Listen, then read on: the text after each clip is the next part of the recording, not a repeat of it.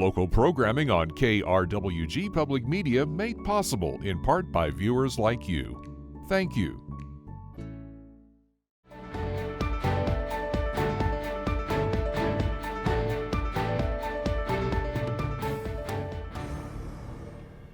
Hello, I'm Anthony Morneau. Welcome to Your Legislators. Joining us to talk about New Mexico's legislative session and issues facing the state is District 36 Democratic State Senator Jeff Steinborn. Senator Steinborn, thank you so much for joining us for the program.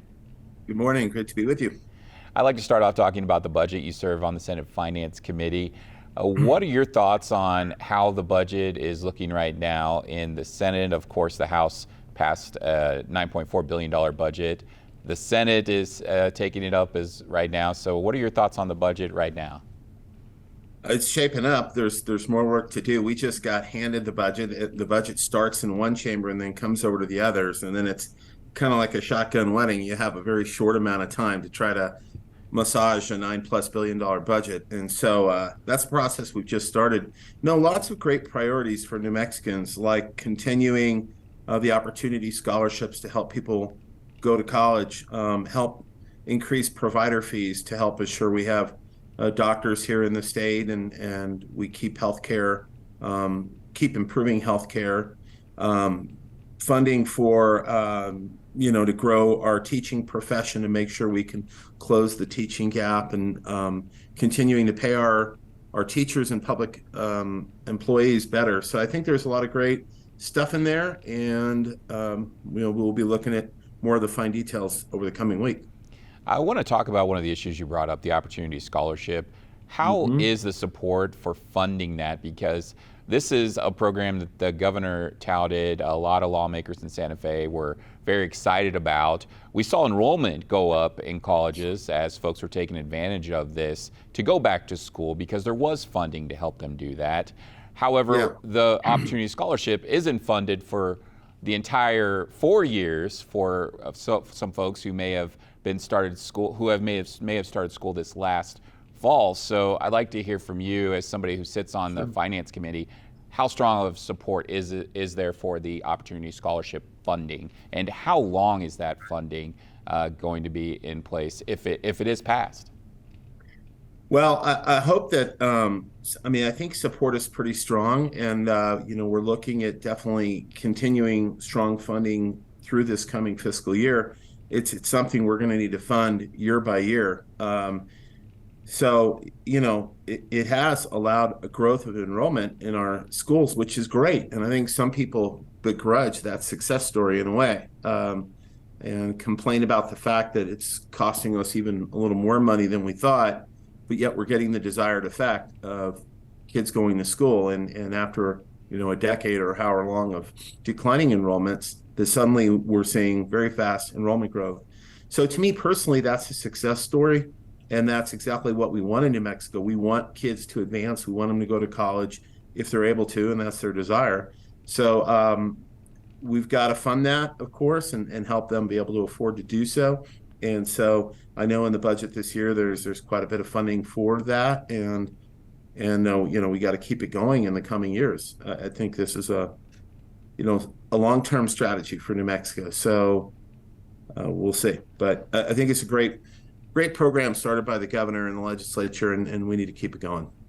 Now, you also mentioned funding for educators in the state. Is there bipartisan support for that on the Senate Finance Committee? There is. Last year, I think it was last year, we raised minimum teacher salaries at all the tiers by $10,000. That was big. We've done a number of things, but that was, I think, unanimously supported. We also had a gap of, I want to say, 1,200 teachers in the state.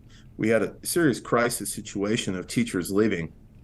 And so we started a number of initiatives to help train teachers, to help recruit teachers, put money into organizations that actually help create a teaching pipeline. And so that gap, as I understand it, is close to about 700 teachers, which is great. In the span of about a year or two. And so we're heading in the right direction there. Teacher salaries and compensation is certainly part of it. This year, we're also increasing the cost share of their healthcare benefits, and giving an additional pay raise. So we're moving in the right direction, I believe, for sure. Now, you brought up a big thing that educators have spoken out about in favor of, and that is covering healthcare costs. Is there bipartisan support for that in the Senate, on the Senate Finance Committee? There's support for increasing it. There's a disconnect right now with what the governor proposed, which is 100%, covering 100% of healthcare premiums for providers and what came out of the House budget. I would like to see that increased as much as possible. And the problem with the budget is that we have to have a balanced budget, and there's so many needs out there. And of course, we have lots of public employees in lots of different spaces, from the prison guard to the person that works on roads. And they, of course, would also like, 100% of their healthcare costs covered. So there's an equity issue when we do budgeting across state government. But we all recognize teaching is one of the most important professions in our society. And so, yeah, it is a big deal, and you brought up the need for it, the crisis that the state was in, having enough teachers, having enough educators. Yeah. We're all familiar with the National Guard being called in for them as well. So in order to prevent us from going back that way, there also has to be a pipeline of the next generation of educators coming into the state. How do you think that is looking right now in New Mexico in education colleges across the state? It's probably precarious. I mean, we're moving in the right direction, but we're nowhere out of the woods per se, and we have been through a tough stretch, like you mentioned, Anthony, with COVID and the challenges teachers have been under in that classroom, probably some of the most stressful times ever, attempting to get through that for teachers and, of course, students. So, we have to keep at it and keep doing these initiatives that are moving us in the right direction. And quite frankly, providing better healthcare benefits, I'm sure, would be a really valuable resource to recruiting and retaining teachers.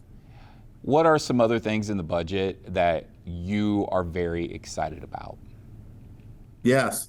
Well, we're funding more stuff for economic development, which I'm excited about, regarding even in the film industry, where the Next Generation Academy, which Las Cruces was successful at getting a branch located in Las Cruces. We're now seeing funding initiatives to help get that off the ground, which will be good for us, and other film incentives.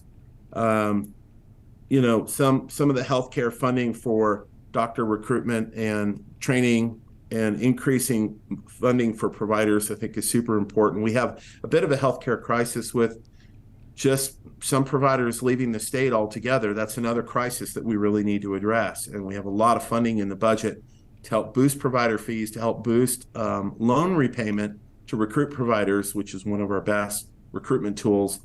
And so I think those are some really important initiatives to help arrest that loss. And I've got a bill to increase that amount further for loan forgiveness for a health provider. So, I mean, we've got a bill going right now to create a conservation trust fund in the state to help fund a lot of important conservation issues in the state, from watersheds to forest health. Little disappointed with some of the language that's in the bill on wildlife, not where it needs to be. That's something that I've worked on. But let's talk about that, because I know conservation is a very big issue to you. It's something that you've been heavily involved with. You've as a professional as well. So I'd like to hear from you. With the conservation efforts, what are some things that you're a little frustrated with that have been removed with wildlife? Well, we've been trying for our game and fish department's very outdated, and a lot of them are across the West. Our wildlife agencies in states were created really to manage hunting and trapping. They came in an age where we were just worried about, just mass, killing of our wildlife, and that we needed to manage a system. And now it's really evolved into that we need to manage the ecology, and we need to manage for climate change and habitat loss. And in fact, while we all appreciate hunters and fishermen, and many of us attempt to go fishing and don't succeed, including myself, we have, nonetheless, most people don't actually hunt or fish, but they appreciate having a healthy environment. So there's been a movement to try to evolve our game and fish departments from not just being hunting agencies, but to being wildlife management agencies and to manage wildlife systems holistically and manage them for dealing with climate change. And we've had a lot of resistance here in the state of New Mexico. And we have a commission, which is also, I think, past its time, that oversees it, made up of political appointees, many of whom have no background in wildlife management. And New Mexico is one of the fifth most biodiverse states in the country for plant species, bird species, just wildlife diversity, totally. And so I think we really deserve a first-class wildlife management agency. And so I find resistance at that, and unfortunately, that's something we have a lot of work to do. What sort of conversations do you think need to happen where folks can get in a room and find some sort of agreement? I know you've been in the Senate for some time. You know that there are opportunities for bipartisan efforts to get done.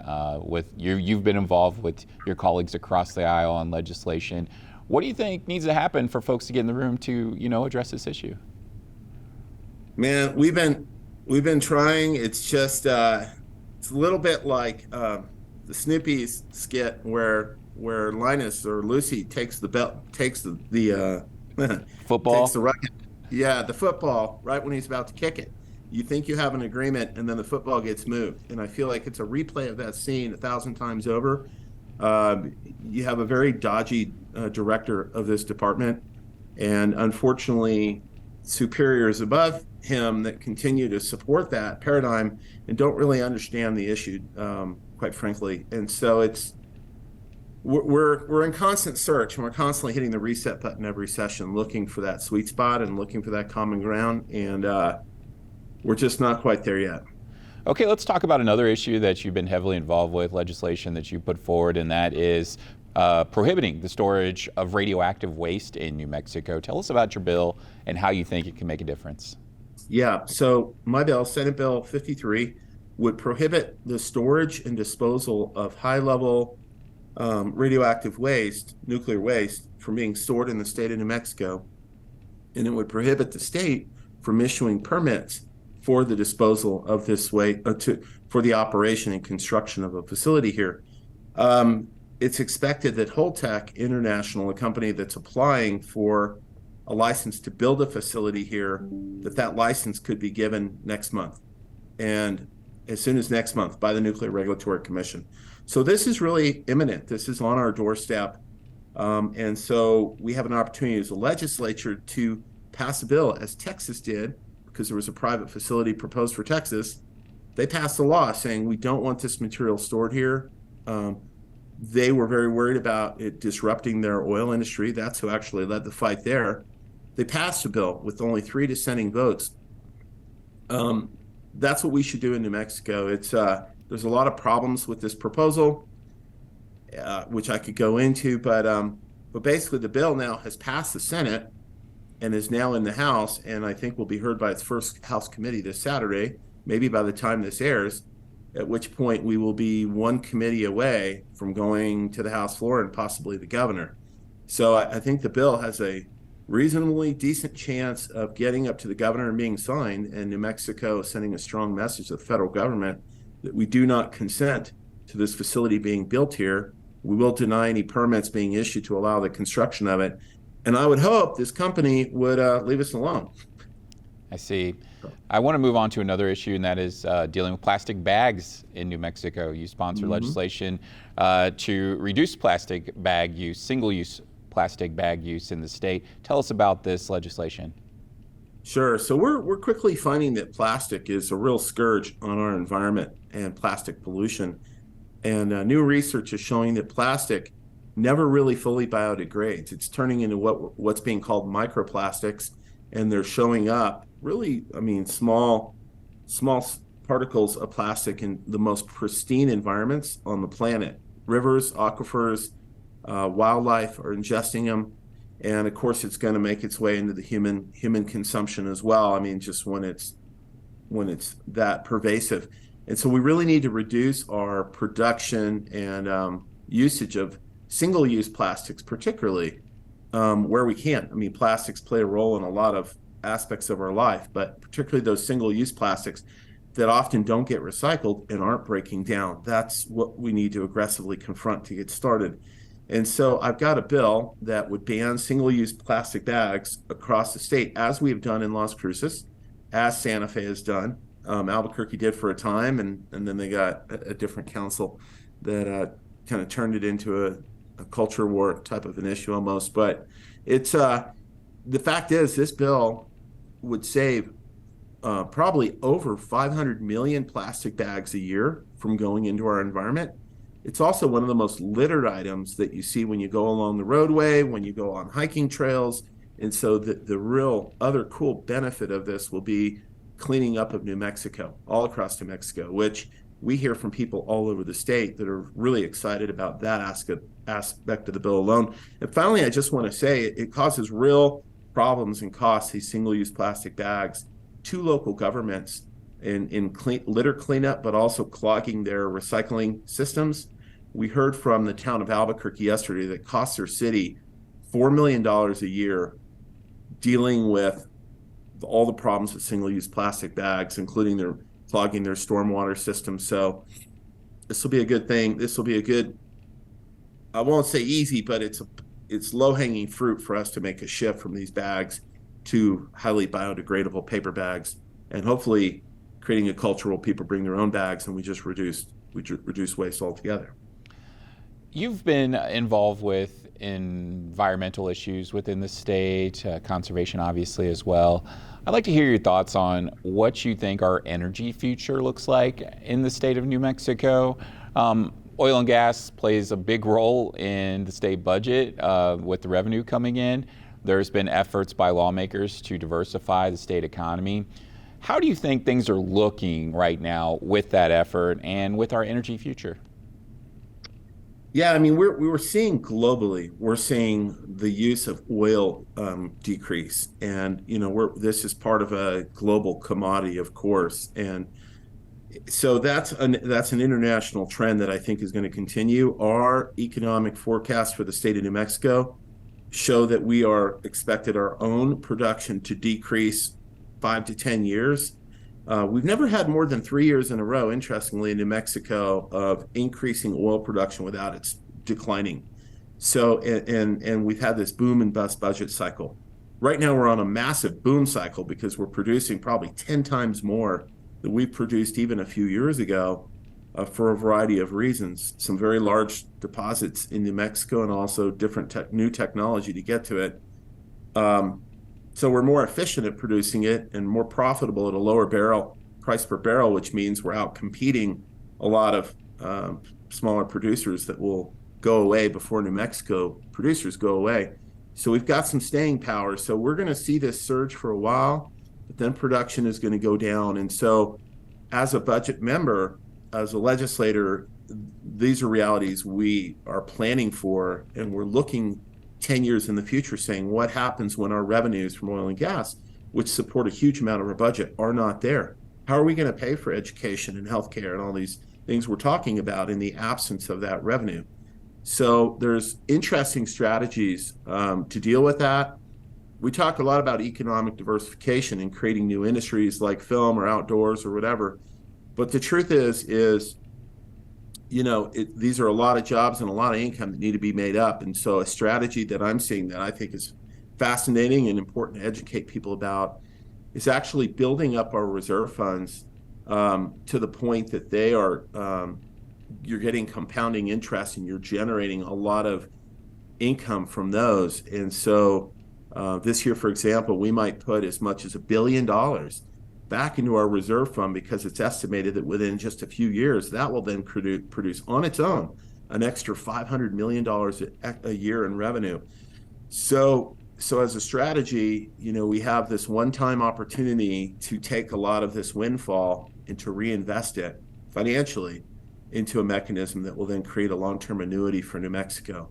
And I think that's pretty fascinating and really kind of one of the few surefire strategies to replace this revenue when we lose it. You mentioned film and the outdoor industry as possible ways where the state can diversify its economy. There's been a lot of efforts made in film, obviously, to help make that happen.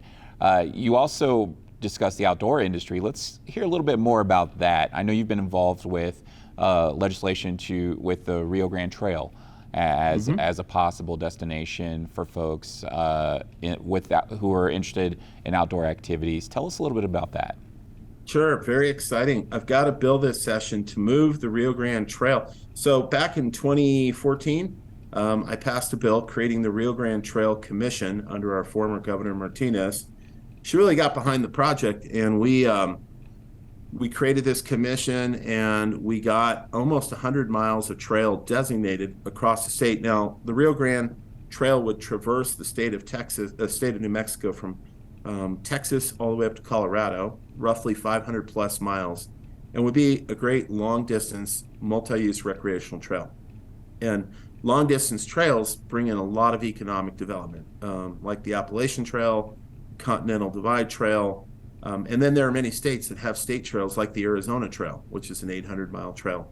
But and you kind of get out of it what you put into it. But New Mexico, of course, very scenic, beautiful, ecologically rich, very multicultural. So we have this opportunity creating this trail through the heart of New Mexico to touch on all of these areas and create a real legacy for our state that I think would be incredibly special and loved by New Mexicans, and something we could also market and bring in a lot of folks to visit our state. So the project was doing real well, and then it kind of hit a road bump, frankly, about 4 years ago, and had new leadership that really didn't value the project as much. And so we've got a bill now to actually move the Planning Commission to the Outdoor Division, which did not exist when we passed the bill. Now we have an Outdoor Recreation Division that has a trail staff, and they're super passionate about the project. So I have a bipartisan bill with Senator Crystal Diamond, and we're working on moving the Rio Grande Trail to the Economic Development Department. And that bill also just passed the Senate, is in the House. So I feel like that project is about to take off once again. And that would be great for Doña Ana County, because this trail goes through the whole county. And I know many of the communities from Sunland Park up to Hatch are super excited about grabbing onto the outdoor economy, grabbing onto this trail, and just making it another pearl in our pearl necklace of outdoor amenities in Doña Ana County.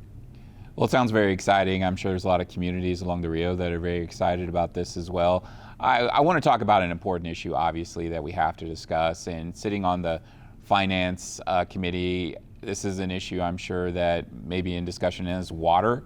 Can you share with us what sorts of efforts are being made to address our water future in our region? Yeah, so with Texas v. New Mexico, I think what we're looking to is a world where we're going to be held more accountable, quite frankly, for very specific water deliveries to Texas. And a lot of the onus of that responsibility, unfortunately, is going to come down on us in southern New Mexico. And so we're looking at more funding for conservation and water metering, and just things that can help us use our water, be smart about it, help us with that water delivery, and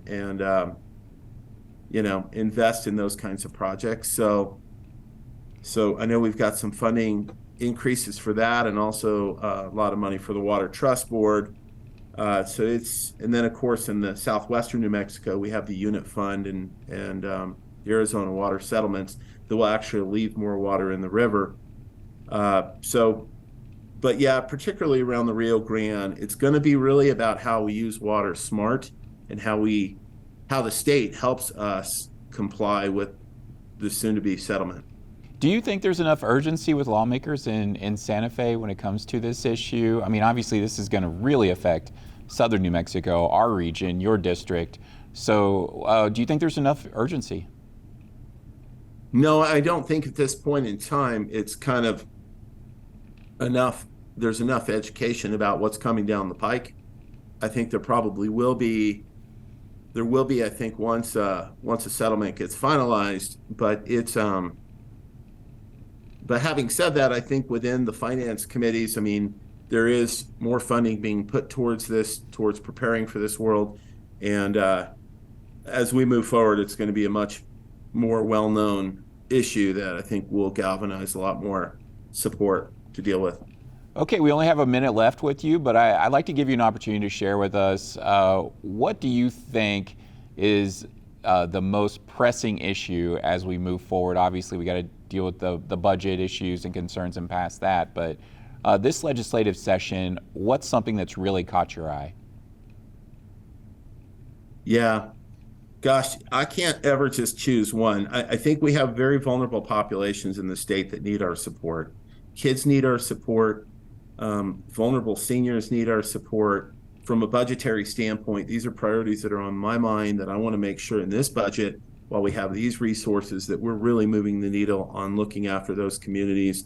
Obviously, helping improve education is going to be really important. So these are some of the big things. Obviously, we've got really neat opportunities like film, and I'm excited to share that I managed to get into the new film incentive bill a doubling of the rural film incentive, which I think I first talked to you about years ago when it was an idea about the 5%. Well, now we've seen it work, and we also know that we need to continue to support unserved areas. So we've got a proposed doubling in law that hopefully we can look forward to. That's great. So challenges and opportunities, we're working on them all. Okay, New Mexico Democratic State Senator Jeff Steinborn, thank you for joining us. We want to thank you as well for joining us for your legislators. Don't forget, you can keep updated with news anytime at our website, krwg.org. I'm Anthony Morneau. We'll see you next time.